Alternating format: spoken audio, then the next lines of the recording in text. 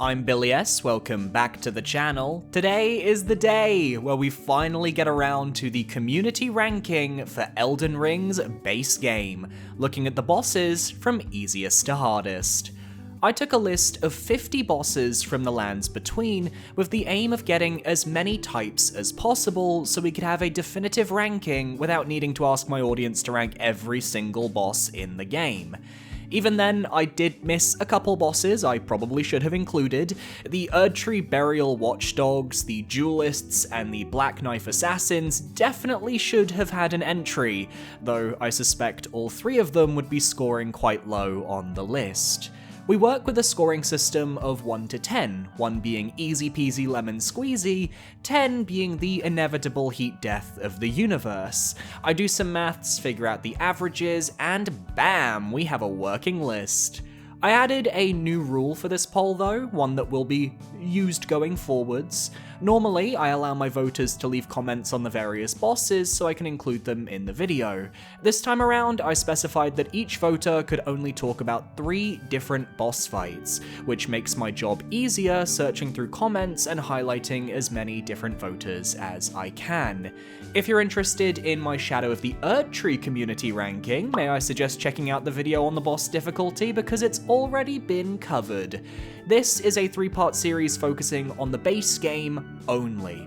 20 bosses in this video, 20 bosses in next week's video, and then a final top 10. Why am I splitting this into so many parts? It's just a really big script, and I have a long Games of 2024 video in the works. I just need some smaller projects right now.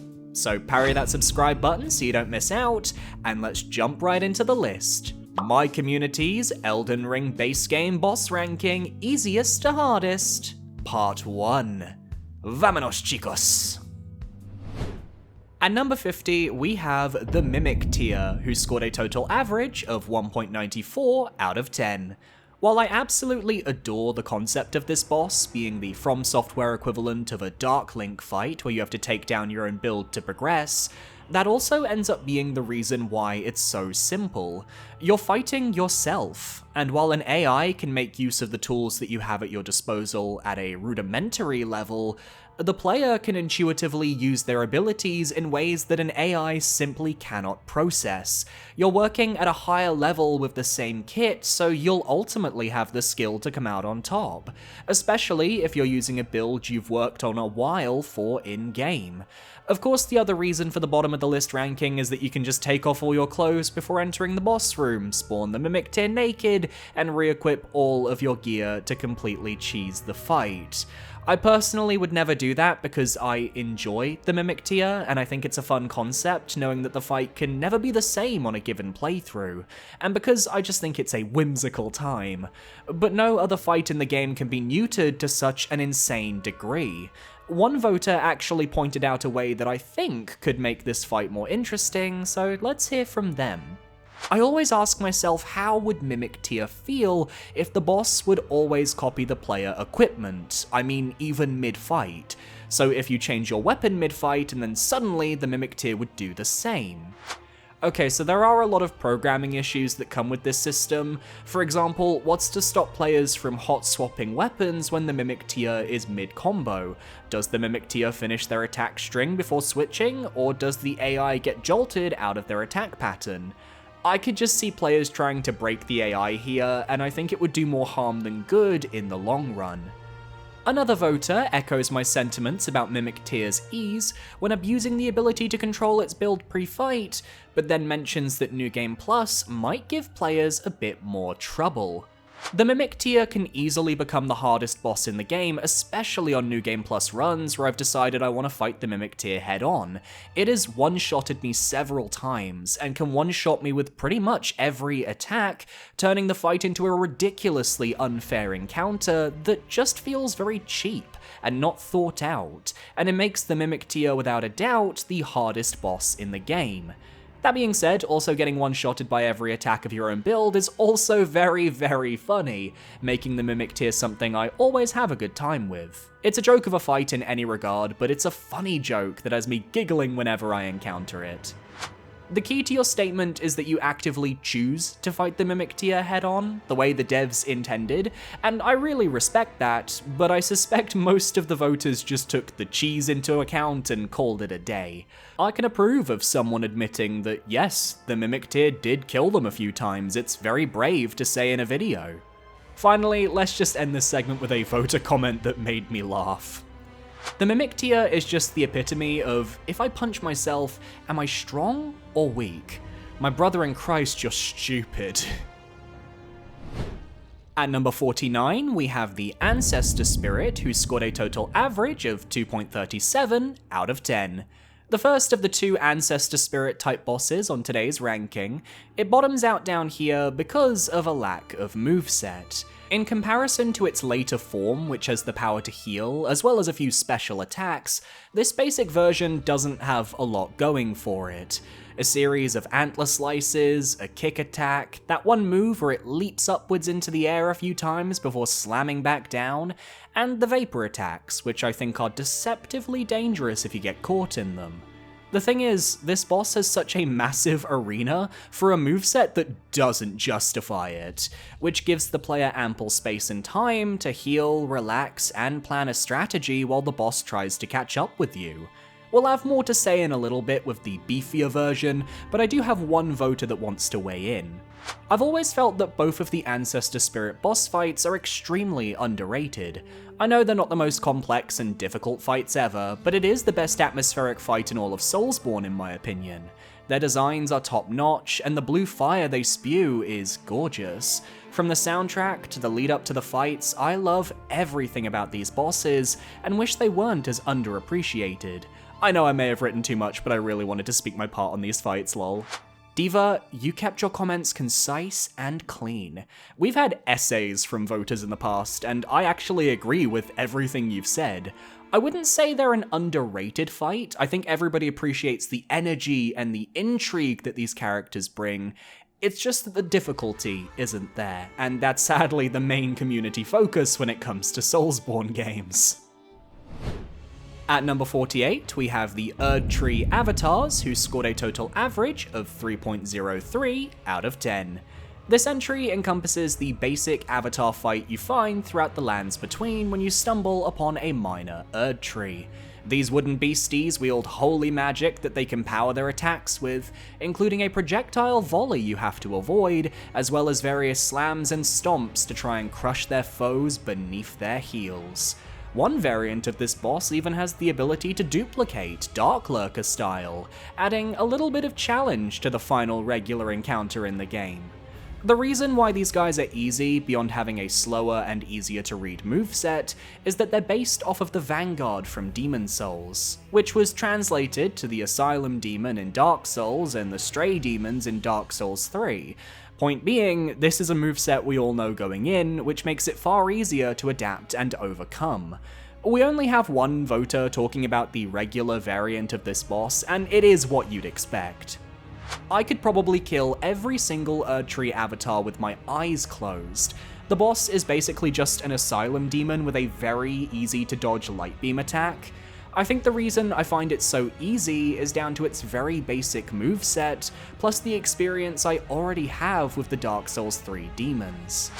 It's definitely the hardest variant of this boss fight in the series in terms of complexity, but the ease might be a good thing. It makes farming the crystal tiers a tad less tedious, especially given the DLC decided to give that role to a far more annoying to kill enemy. At number 47, we have the Regal Ancestor Spirit, who scored a total average of 3.13 out of 10. Copy-paste what I said about the Ancestor Spirit 2 entries ago, and we have a base to work on here. It's the same fight, it's just got a few extra perks. The Regal Ancestor Spirit arena is filled with spirit animals, which are incredibly important for the second half of the fight. To begin with, the boss can use them as health potions by siphoning their souls to replenish his own. While the initial heals can be rather brutal at first glance, they end up having diminishing returns as the fight progresses, so it's not like you'll see all of your progress stripped away every time it recharges. Its other main gimmick that I wasn't actually aware of is that when it teleports and bursts forth from one of the spirit animals in the arena, that actually determines the next move it can use. The annoying rolling attack is exclusive to the goat, it has a charge exclusive to the boar, and a hop exclusive to the hares. I just think that's a really neat detail that actually elevates this fight for me. It doesn't change the rest of the moveset and how it is simple to deal with, just like the Ancestor Spirit, so if you found that guy easy, you're gonna find this one easy as well. Remember how the voter in the Ancestor Spirit entry, though, felt this was a boss that was underrated? We have another voter who I think uses a slightly different term that I agree with more. I think that this is the boss with the most wasted potential. The rebirth mechanic sounds cool on paper. The boss reborn from one of the spirit animals around him and then using an attack specific to the animal it chooses at random is neat. But on my first playthrough, I didn't even notice that was a thing. And I think you can make the fight much more fun and even more difficult if you implement that single mechanic better. All the best wishes to you and your partner, I love your videos, greetings from Germany.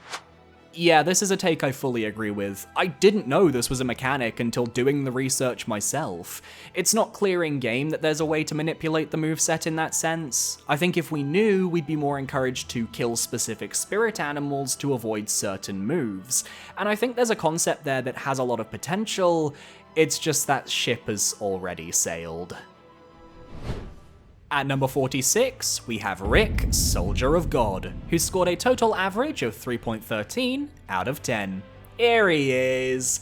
I had to include him in this poll just as an experiment to see how many placements he could manage to climb up. Because he is the easiest fight in the game, a regular enemy that you can beat at the very start of your adventure with little struggle, and yet he is a legend in the community. I wouldn't change him any other way. And while 132 of my voters gave him the crown of easiest boss, he also got the second most votes for hardest boss in the game with 16. That's also why he places at number 46. Soldier of Godric and the Regal Ancestor Spirit actually tied with 3.13 out of 10, so in those instances, I go with whichever boss got more votes for hardest boss in the poll. I was hoping he would land a few more spots higher, or people would just go full meme and we wouldn't have any easy rankings for him, but I'll take number 46, it's more than he deserves. Of course, our voters have a lot to say about our godlike entity here. What did you expect when you decided to put Rick, Soldier of God, in this poll? You knew he was going to win by a long shot. I mean, as soon as I saw him, I couldn't do anything else but kneel down before him in fear and beg for my life like a Patches cosplayer. Did you see his giant sword and his determination? He is Rick, Soldier of God, and even if you don't surrender to his master, you'll surely do it for him. Beautiful words. This commenter then talked seriously about how easy it was to one-shot Rick, and yeah. To the shock of absolutely no one, Soldier of God, Rick, is the easiest boss in the game. He makes Pinwheel look like Orphan of Cos. However, the memes that have come from this poor guy are hilarious, and I'll admit I always get nostalgic walking into his arena and seeing the bloodstains of newcomers learning how to play the game. Good times. This definitely sums Rick up in a nutshell. He's a meme, but he's our meme. And we all want the best for him. Sometimes you let him hit you just to give him a happy moment before you cut him down mercilessly, or sometimes he actually kills you because you're fucking around with him and you mistime a dodge. Oops. At number 45, we have Leonine Misbegotten, who scored a total average of 3.36 out of 10. Specifically, I'm focused on the Castle Morn variant, but if you want to throw in the Misbegotten Crusaders like the one in the Consecrated Snowfield Cave into the mix, I don't think it changes that much. These are extremely aggressive enemies that can pose a threat to early game players who aren't prepared for a boss fight like this. They can break your stamina very quickly, and they're good at making up long distances to catch you off guard. But they're not very tanky, and I feel a good shield and a decent bit of poise could see you really showing these guys who the boss actually is. Their movesets don't get particularly crazy or in-depth, what you see is what you get, and you often have large enough arenas to where you don't need to worry about space or getting trapped on level geometry. Not a single voter comment on this boss. I think we'll see quite a few of the more niche bosses in this ranking not getting discussed. But hey, it actually makes my job a little easier. This guy will only be a threat to players who aren't used to the game yet, or who decide to go to Castle Morn with barely any leveling. And even then, it's an early game challenge designed for that very type of situation. I only find the Leonine Misbegotten in the Halig tree so hard because they have the level scaling that comes with being in an endgame area, and they just don't compare to what's coming up on this list. They land right where they should be. At number 44, we have Flying Dragon Agil, who scored a total average of 3.59 out of 10. For this poll, I only included one type of each flying dragon, so Agil represents the basic moveset. He's an early game challenge that's designed to scare the player with the initial reveal, but be surmountable assuming you've done a little bit of leveling and you're good with learning patterns. Agil's flame attacks are very telegraphed, so if you've got a good grasp of Torrent for dodging, you shouldn't have any issue. The melee attacks are extremely easy to deal with in my opinion. The only challenge comes from actually hitting the boss, because you'll often lock onto the head for the biggest damage, but if you're fighting on Torrent, you'll find the timing of your swings hard to navigate. Now, I know a lot of commenters say to fight these guys on foot. I see the case for it, maybe it is easier. I think a nice mix of both foot and Torrent, though, is what's really needed to neuter something like Agil. He has a nice open arena to play around in, which is exactly what a dragon fight needs, and he doesn't use any bullshit status effects like Frostbite or Rot. Who would do that? Which instantly makes him a more fun fight than a Borealis or an Exeeks. No voter comments for Agil, but am I shocked? No, he's just not got a lot to talk about in relation to Adula, Exeeks, and Borealis, who all have more interesting talking points for a difficulty ranking. At number 43, we have Fear's Champions, who scored a total average of 3.61 out of 10. This is a tale of two bosses, as should you choose to take this fight on while offline, you'll have a fairly balanced set of NPCs to take on who are minorly challenging and can kill the player once or twice if you have a bad day. If you're online though, the champions are randomly chosen from players online, which can lead to some disgusting builds leaking into the battle. I remember when the game first launched, you were seeing a lot of waterfowl on the horizon, and that's not very fun. But I think ranking the offline variant is the better call here, because one day there won't be an online for Elden Ring anymore, and which version of the fight will we be stuck with then? Offline. You get to fight Sorcerer Roger for the last time, which is a heartbreaking moment. Then you have the trio gank with Lionel the Lionhearted and his friends, who have certainly made their mark on me more times than I care to admit. I don't recall which one uses the projectile skull magic, but the fact I remember that specific spell shows how much it affected me. And it also affected this voter. Fear's Champions is a very weird boss. First of all, taking random builds from players and slapping them in a boss fight creates an encounter that can be extremely easy or close to impossible. It all depends on the builds that you end up facing. For example, if you end up facing two ranged spamming mages or clerics on top of the main guy, you end up with a tedious encounter that can take ages. My second point is that the fight comes in 3 phases, making it even more tedious to get back to the difficult part. Lastly, the main guy is tanky AF and is annoying by himself, making the entire fight even more tedious. It's random whether you end up with an easy fight, making it my least favorite boss in the game. This voter does not like a gacha mechanic, and I can relate. Let's just say I have some friends in real life who really do love a gacha, and I think Fear's Champions Online is the perfect fight for them. The tedium of dealing with the first 2 phases is at least lessened by how easy they are. There's no challenge there since you fight this boss quite late into the game, but it does emphasize how uninteresting this NPC gank really is. At number 42, we have Sir Gideon Ofnir the All-Knowing, who scored a total average of 4.02 out of 10. This is a fight where I firmly believe your first attempt is your best shot at having an easy time. Gideon has such a long monologue where you can set up whatever you want during his speech. There's a free backstab, you could charge a massive spell, pop on all your buffs, start a brutal combo. You have so much wiggle room here. Until you don't. If for whatever reason Gideon is able to kill you, you don't get that free early damage anymore, and depending on when you fight Gideon, he also has access to a host of spells he really shouldn't be using. Malenia's Scarlet Aeonia Bloom, Mohg's Blood spells, regular glintstone sorceries that hand me my ass, and my personal least favourite spell of his, Law of Causality, which creates an aura around Gideon that, after a certain amount of hits, explodes, and will likely kill you if you're not expecting it. I just really suck at countering this specific spell, especially when he uses it and then chains every other spell in the game together without pausing to breathe, just to become this angel of death. And yet, on a different run, I could hand Gideon his ass in about 2 seconds flat with the right weapon.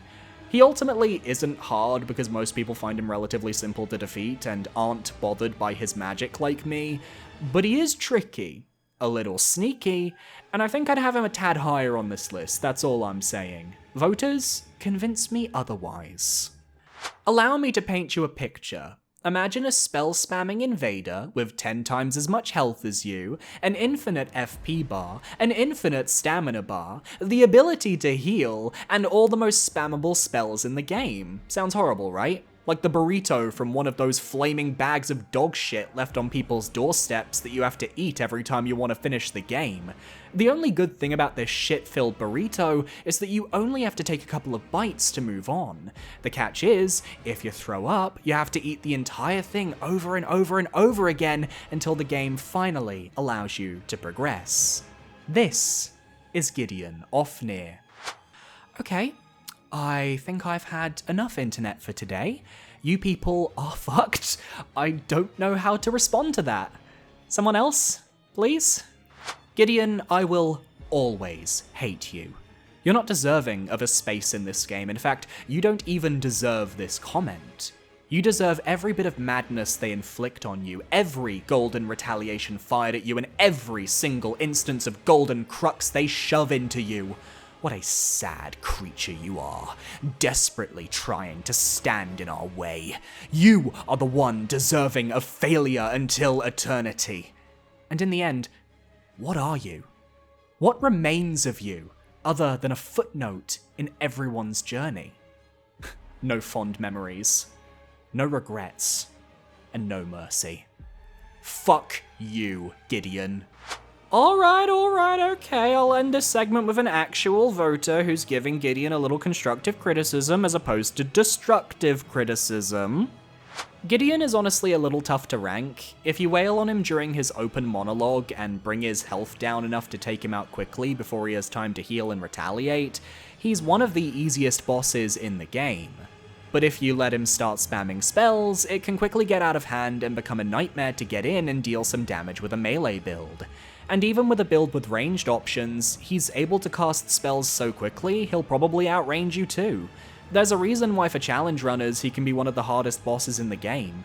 I'll personally always choose to cheese him. Even if the fight can be difficult, it's not in a very fun way. No, I think casting Inescapable Frenzy on him is a much more satisfying way for the Tarnished to finish their business with him. Honestly, I think this is a case where the silent majority in this poll are the ones dictating where Gideon landed, because the comments here would make you think he's in the top 10, but he's in the bottom 10. Let me know down below what you think. At number 41, we have the Red Wolf of Radagon, who scored a total average of 4.05 out of 10. When you think about minor bosses in the main story, the Red Wolf is up there as one of the more interesting ones.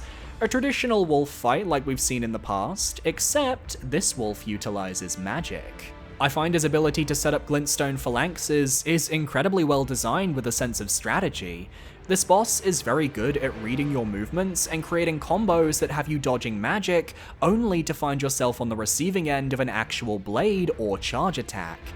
His physical combos can be blocked at least, but if you're fighting him in the early game like you're supposed to, you'll probably lack the magic resistance needed to survive the fight long term. Which leads to how I've always described the Red Wolf: it's a fight between two glass cannons, both you and him. You don't have a lot of health, nor can you survive very long, but you both do good damage, meaning it's all about who can outmaneuver the other first to come out on top. I'd argue this boss is actually harder as a regular enemy. They just can't resist putting his red ass down in a field, spawning a few baby wolves around and saying, "Good luck, gamers."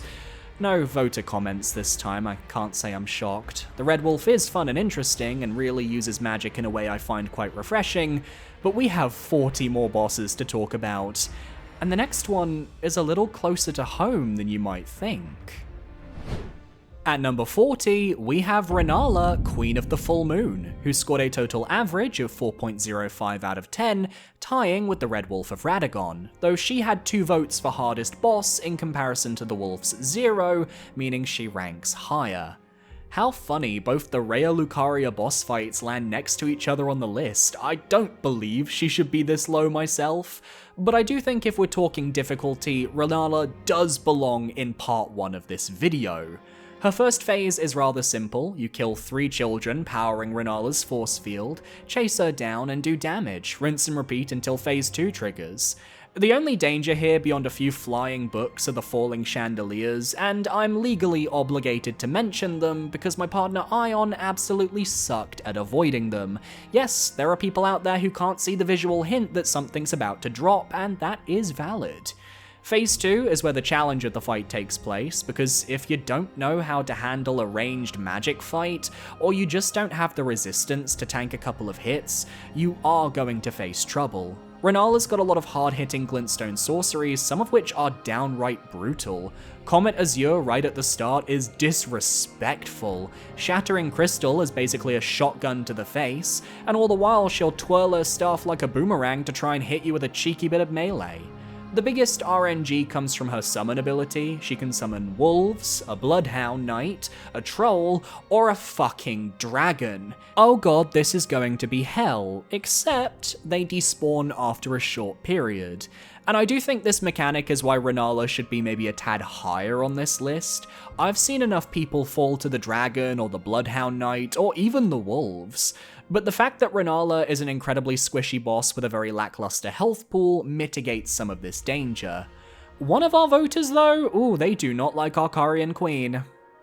Rennala sucks. She's honestly my least favourite boss in any FromSoft game by a fairly large margin. I've gotten better at fighting her, but chasing her down while getting spammed with magic and having to avoid other enemies is everything I dislike in boss fights. Chasing down enemies, multi-fights, getting hit from a distance, one-shots. And all this is after one of the longer runbacks in Elden Ring and a super tedious first phase. The arena's really cool though, I'll give it that.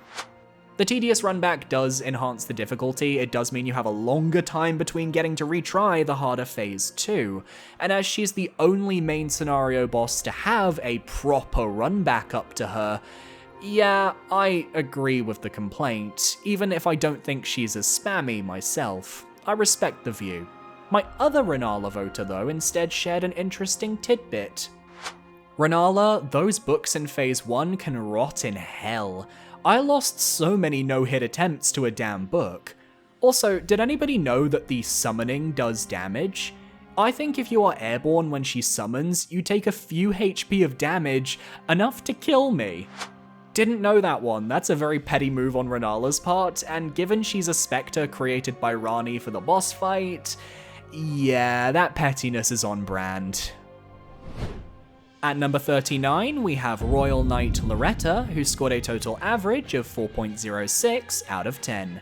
This is the Caria Mana variant of the fight, the first people will find in-game, set in this beautiful pool arena that we've since seen again in Rellana's fight in the DLC. I can't say I'm surprised to see this variant of Loretta on the lower portion of the list. After all, most people remember her fight at the Halig Tree due to its expanded moveset. But there's a case to be made that of her 2 fights, this is the more memorable one. You're less likely to be overpowered, meaning her magic barrage of Carian sorceries that back up her deft spear strikes will do more damage and feel more difficult. But on the flip side, her moveset being more basic leaves her a little easier to predict, and if you've just come from Rhea Lucaria, you've already dealt with other magic fights. Her health is fine for where she is, and the arena's large enough that you get a lot of distance to handle Loretta's magic as you want. The circular nature of the arena is, in my opinion, a lot easier to handle than the rectangular form of her Halig Tree battle. She didn't get many voter comments, with one of them focusing more on her second appearance, so that'll be saved for that segment instead. But there are 2 comments that don't specify which fight they're referring to, so let's throw them in here, why not? I like that Loretta is a really great fight with a great variety of moves, and I like not getting stuck on her for too long, but on my second playthrough I really wish she was just a bit harder. Yeah, it sounds to me like Loretta is a clear-cut case of a fight that just doesn't feel that hard on repeat runs, and in 2024 she of course feels easier than she did at launch. Loretta is my favourite boss simply because she has a really cool arena, diverse moveset with magic and melee, and a pretty good soundtrack. All the things I like about a boss in these games. Okay, that's fair. Maybe I'm in a bit of a disagreement about the soundtrack since she shares her theme with the Tree Sentinels, but hey, it's still a banger. Nice to see Loretta getting compliments overall. At number 38, we have the Putrid Avatar, who scored a total average of 4.08 out of 10. A full 10 placements above the original Erdtree avatars. I don't think it's a shock to say that the Putrid variants of bosses tend to skew on the harder side of things. Whether you like rot or not, it is an effective tool for making a boss harder without needing to do much to edit it. The Putrid Avatar trades in the Butt Stomp Light move for a Butt Stomp Rot move. It'll jump into the air and slam back down, launching Rot forwards at the player. The best way to avoid this is to circle around the side of the boss with a well-timed dodge, so you can continue on the offense the moment the move finishes. The Rot sticks in the air for a short time as well, making the whole area that was coated a no-go zone for the future. Putrid avatars, for the most part, are also fought in slightly more claustrophobic locations. The one near the start of Caelid has you going down a hill and potentially getting caught on trees and rocks, while the pair in the Halig tree are both fought in fairly small arenas, with one being flanked by regular enemies to boot. The only avatar to feel remotely normal is the one at the consecrated snowfield minor Erdtree, with a fairly large arena to face it down in. No comments talking about these Putrid variants, but I think given they mostly share the same moveset as the Erdtree avatars, there's just not much to say. It's Scarlet Rot making things tougher, and I think a boost of 10 spots from their counterparts is a perfectly reasonable representation of this. At number 37, we have the Dragonkin Soldier of Noxtella, who scored a total average of 4.15 out of 10. While we're focusing on the main boss variant of this species due to its unique enraged state mechanics, I would be remiss if I didn't mention the surprise Shifra River variant that can very easily kill the player if found too early into the game due to the high damage output, as well as the Lake of Rot variant that can go f*** itself in the ass with a 10-foot because who thought this was a good idea? Anyway, the main Noxtella variant of this boss is a fantastic little encounter at the end of Ainsel River that fully comes out of nowhere. After all, you're exploring these dank caverns filled with horrifying giant ants, deadly basilisks, and a few creepy stone husks, so you would expect a giant insect boss. Not a full Dragonkin soldier in this gorgeous, towering arena. The first half of the fight is fine, the boss having a host of melee attack slams and swipes. They're easy to dodge and you have more than enough space to manage the attacks. We're all here though to talk about the enraged state, where the boss spreads its wings, cold electricity crackling along its body as the magic within begins to activate. The boss now takes a proactive stance against the player, using offensive magic AoEs to strike down. On top of that, the floor of the arena is coated with water, which leads to potential conductivity that matches well with the boss's lightning. He can dive towards the player in a massive charge attack from the sky, which leaves him very vulnerable upon landing. The real challenge for me was about closing distance with the boss because of his ability to jump away from the player, forcing you to chase him down while avoiding more of his thunder. It's a solid fight, I just think this boss has a HP pool that's too small to capitalize on its expanded moveset, especially if you break out any ranged magic of your own. We've got one voter comment on this boss, so shall we hear? You know who gets underrated more than any other boss because of how easy they are? The Dragonkin Soldier of Noxtella. The only one of his kind, and they placed him at the beginning of the game? I'm sorry, but of all the bosses they felt they couldn't repeat, the giant flying, frost lightning throwing zombie dragon didn't make the cut? All he needs is endgame scaling and we'd have one of the coolest fights. Just imagine if you fought all the basic ones and you find this arena near the end of the game. You're disappointed because it's yet another repeat, but then the second phase hits and it's the greatest surprise. His baby health bar, or lack thereof, is the sole reason this sick boss is so easily forgotten. I'd argue that he's placed at a good point in the game, but that with Elden Ring, it was a giant learning process when it came to scaling boss fights and health bars, so they just failed to scale him. His second phase is a lot of fun. I think fighting it for longer could be a boon for his difficulty score, but the lengthier health bar also introduces the issue that he's very mobile in this phase, and it would result in the player doing more chasing to reach the boss than actual attacking. Definitely a fight I wouldn't have minded seeing again later in the game. It would have made more sense to have this guy in the mountain tops over an ulcerated tree spirit in one of the catacombs at least.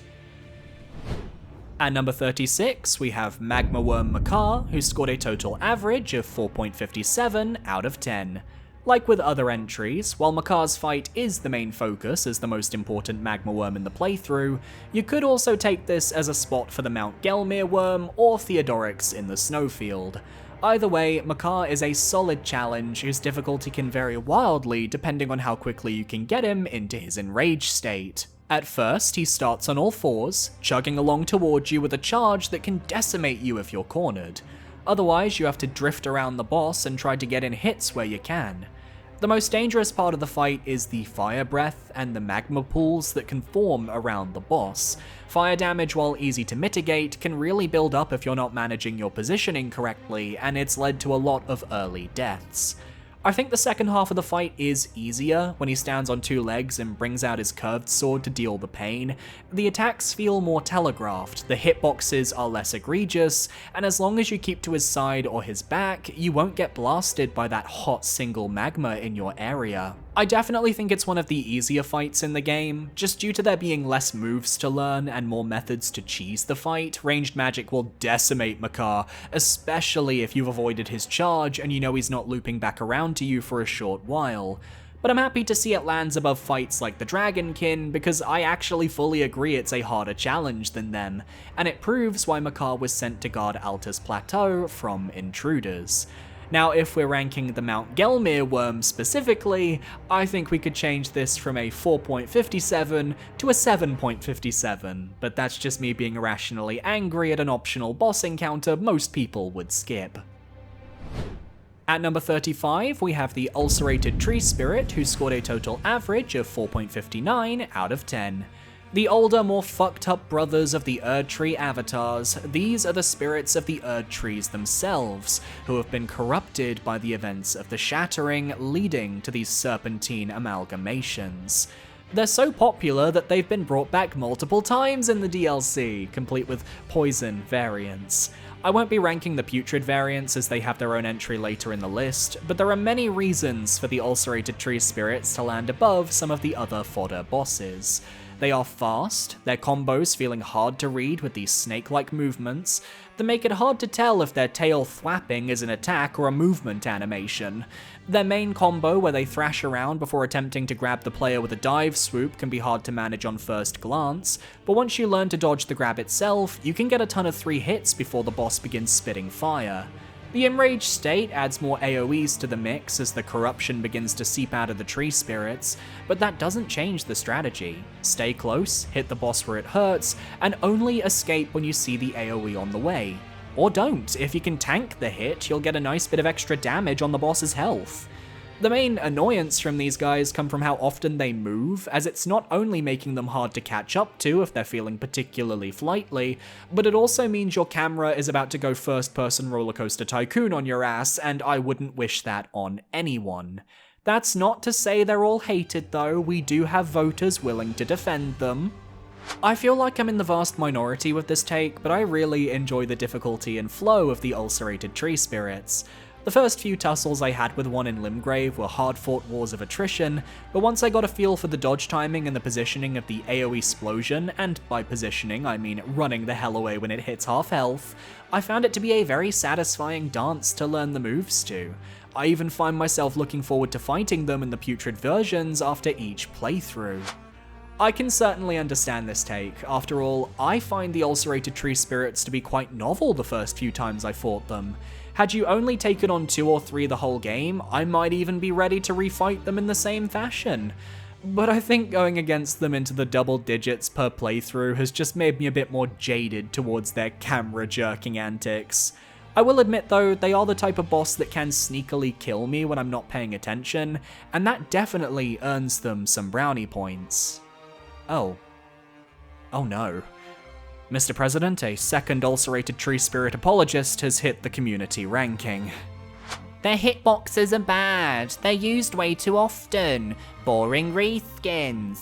Even no-hit runners say their hitboxes are bad, they're uninteresting, they're just not fun. All of them, just haters, blind to see the true glory of my beloved, my dearest, my only true love, the ulcerated tree spirit. Every encounter brings joy to me. I fought them so often that I could do them in my sleep. The rhythm of the fight is just amazing. The movement and jumping is so slick. The fire breath attacks force you to stay close. The hits of its fists are all well telegraphed. The only attack I don't like is its explosion. But everything else is very engaging and fun to me. I just don't see the hitbox complaints. I get why people complain about the reuse 10 times if I'm not mistaken, and I am thankful to like them. Seeing the ancient hero of Zamor reused 10 times would piss me off too, but not the ulcerated tree spirit. They don't even scratch my top 15 bosses in Elden Ring, but my hot take felt like it was worth mentioning. Dark Souls 3 would have been an even better game if they would have used them instead of the other pus of men enemies we got. At least the Archthrones mod fixed that. It also makes me very happy to see that they mixed its moveset with that of Godfrey. Much love to the ulcerated tree spirit overall. P.S. In the other video, my comment of hating Bale got into the video. I learned him and love him now. Easy member of my top 5 bosses of Elden Ring now. You all thought I was including this comment because of the ulcerated tree spirit love, but it was actually because this user saw the light and realized that Bale is actually a great boss.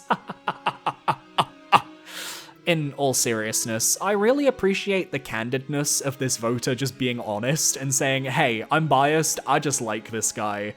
Because that's exactly the energy I have whenever I do my personal rankings. Sometimes you do just ride or die for certain bosses that nobody else can relate to, sometimes you just understand them, and I always have space in my videos for players like that. At number 34, we have Golden Shade Godfrey, who scored a total average of 4.67 out of 10. The first appearance of our bearded father on the community ranking. I'm not shocked to see his Golden Shade appearance in the first part of this list. To be blunt, Golden Shade Godfrey is so nerfed compared to his late game appearance, you just have to wonder how badly Morgott remembered him. Because damn, if he recalled how fierce his dad was, he'd have created a way more intimidating shade. What I love about Godfrey is just how agile he is. This isn't a guy who's going to stand still and do nothing, no. He's going to jump into the air and whirl his axe at you. He's gonna sidestep and slam the ground with the force of a meteor to trip you up, and he's going to attack you with relatively easy combos that give you a ton of opportunity to hit him and his minuscule health pool back. Sadly, there's just not much to be said about the Golden Shade specifically. He's a lesser variant of an endgame fight that is far more mechanically. His slams don't affect the whole arena, his combos are a lot less aggressive, and he serves as a nice amuse-bouche before the Morgott fight. And my voters echoed this sentiment as there aren't any Gold Shade comments, just people who want to get to the big papa himself. At number 33, we have Godric the Grafted, who scored a total average of 4.71 out of 10. Now we're starting to hit the more major players, and to nobody's surprise, Godric is still considered one of the weakest of the Shard Bearers. This man is truly delusional, thinking that if he grafts enough arms to himself, he'll be able to bear hug his way into the throne. But in terms of his boss fight, I think he puts up a perfectly reasonable challenge for his placement in the game. He's still harder than some fights you tackle later on, while having a low enough health pool that new players can overcome him. He has a fully fleshed out moveset with a lot of openings. I'm a particular fan of his punishing roly-poly move due to its very clear telegraphing. He's got a vast series of melee swinging attacks which you can guard through or dodge as you go, though I do think his 5-hit combo attack is deceptively difficult. Get caught in that and well, it's baby's first wombo combo, which is always cute to see. I like that he introduces the concept of attacks that slam the ground, helping to remind the player that jumping is a thing in this game and you should use it to avoid specific attacks. He uses the Stormveil arts, whipping up the winds around him to attack the player, either via a cyclone around himself or through projectile wind strikes you can avoid, which are then imbued with flames in Phase 2 when he decides to fist a dragon. Easily the aspect of this fight I suck at the most are his flame attacks. Bro will just walk towards me menacingly with a flamethrower, and because I'm in the corner of the arena, there's nothing I can do to stop him, and he just lightly roasts the soles of my feet. His other attacks I can handle, although his grab sometimes does clip me if I'm not paying attention. He's a very cool fight, only plays around with fire damage, which is one of the first you can negate with talismans, and provides a nice challenge for the early game that everybody respects. I don't hear anyone talking badly about his fight, in fact it is one of the best balanced in the game. I had a very hard time deciding which boss is my favourite. It was between Morgott and Godric for me, and after taking some time to consider, I ended up choosing Godric. His fight is completely balanced, his design is impeccable, his music is awesome, and then when you combine that with the incredible voice acting and jaw-dropping cutscenes, you get an absolute blast of a boss fight. That second phase has the most badass transition in the game. Honestly, while the praise for Godric is real, and I fully agree with everything you've said, I'm wondering would anybody be interested in a phase transition ranking, like a cutscene ranking of the best boss phase transitions, or maybe even just the best boss cutscenes in general?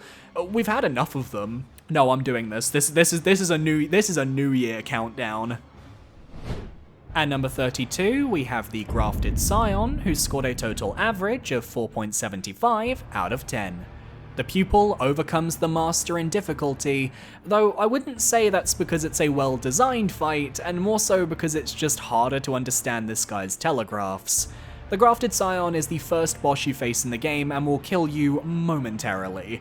Then later in the game, you return via the 4 belfries and will likely demolish this guy with relative ease due to your higher stats.